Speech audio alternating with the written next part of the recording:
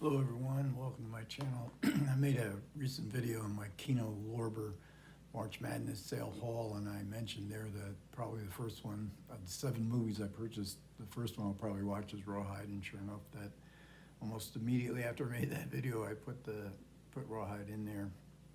It stars Tyrone Power and Susan Hayward, 1951 Western. The Kino Lorber back cover says 1943, it's definitely 1951. It's the story of a stagecoach depot called Rawhide Station, and it's been taken over by a bunch of outlaws who are awaiting a stagecoach to arrive that is loaded with gold. They have to keep the employees alive because they need them to lure the stagecoach into the station.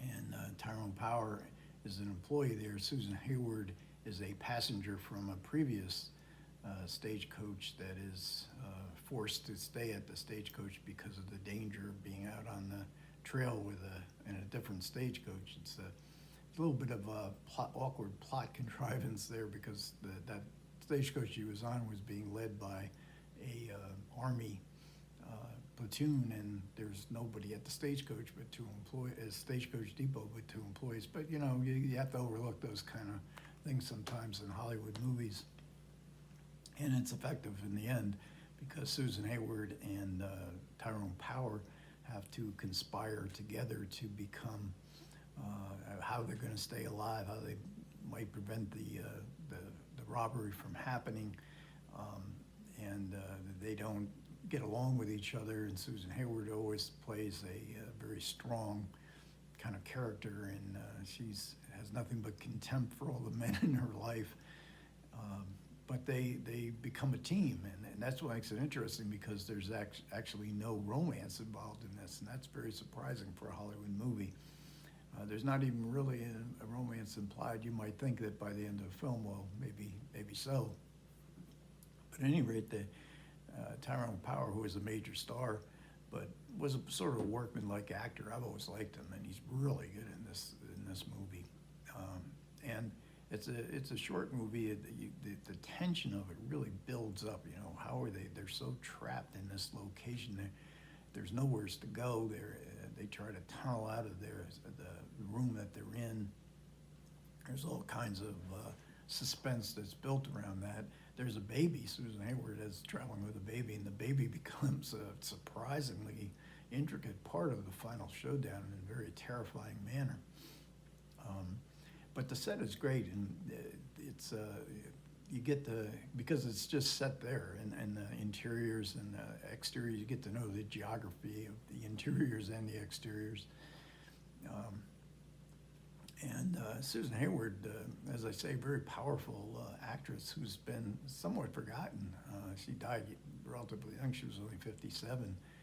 And she's never really, and the reason she might be somewhat forgotten is because the movies that she made really haven't been the kind of movies that have stood the test of time. I guess her biggest hit was probably David and Bathsheba, a biblical epic. She was in The Snows of Kilimanjaro, a bunch of others, but she was highly regarded in her time. She received 5 Academy Award nominations, and she would win Best Actress a few years after Rawhide in a movie called I Want to Live.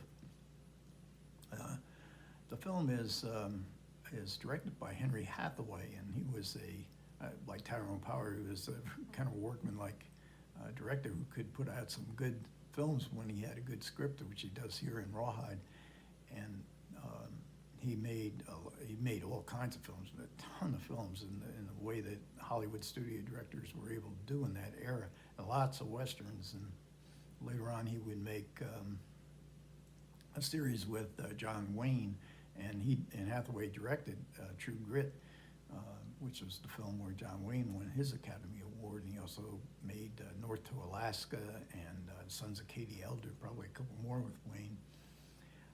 So he was prolific, but he got good performances out of his actors. I mean, they're really I think it's the subsequent film to Rawhide was Niagara, which is a totally different film, and it's set in Niagara Falls. And if you want to see what Niagara Falls look like, because they filmed on location, and and they filmed in original Technicolor. It's a beautiful looking film, and the added bonus is Marilyn Monroe in a significant role before she becomes, you know, a superstar icon of the 1950s. So there's lots, I think, to recommend about this movie, and it's a movie that supposedly helped to inspire Quentin Tarantino's The Hateful Eight. It certainly has the same situation, whereas Tarantino's movie is, you know, with huge production values and lengthy running time. This is only, I think, less than 90 minutes long. It's very unpretentious, doesn't have much humor in it, but I think the closing punchline at the end, I think you're going to chuckle at that. It's a pretty good one. There's not much in the way of extras. There are a couple of extras, and they involve Lone Pine, California, where this film was filmed, and probably hundreds of Hollywood films were made there, shot there, at least the exteriors.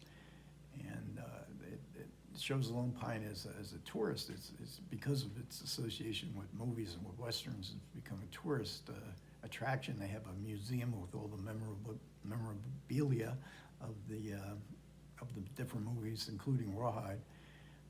And then the curator of that museum, he takes you on a tour of the exact spot in the valley where Rawhide was filmed, and he would show you here's where the stagecoach came, here's where the depot was built, and here's where the horses were corralled and whatever.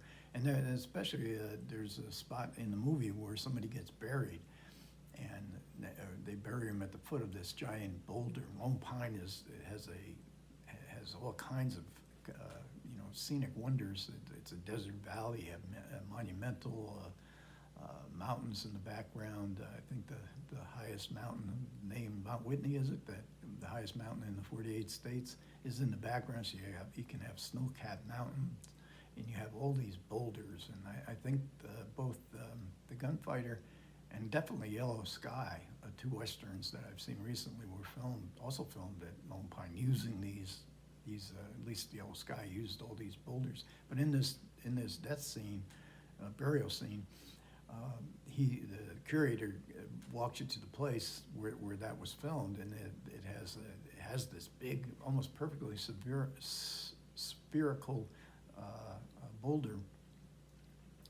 and right behind it are these outcroppings of rock that are sticking up straight in the air. And it's called the bowling alley. When you look at it, it really appropriately titled, because it does look like a bowling ball and bowling pins. So that's the gist of the story. I think if you like westerns, you probably already know Rawhide. It's not an obscure movie, at least for western lovers. And it's tight, and it's suspenseful, and you really wonder, how are they ever going to get? It's one of those movies. How are they ever going to get out of this situation? And not only does it have Tyrone Power and Susan Hayward, the outlaws are very well played. Dean Jagger is one of them.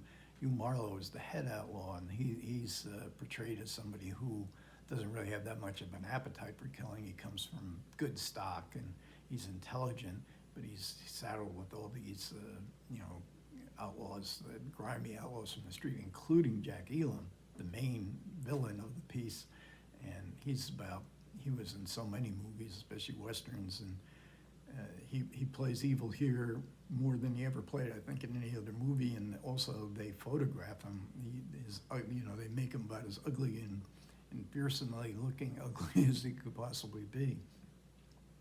So he makes the film. I mean, to see him at probably his most iconic villain is certainly another draw from the movie. And I'm going to try to go through all these Kino Lorbers and try not to babble on too much and make them a little bit shorter than normal. I know I watched Cuba last night, and I can't wait to make a video about that, because I really love that movie unexpectedly. So any comments, anybody who wants to subscribe, any likes, any comments, I'll definitely get back on those. But other than that, I'll check you guys out next time.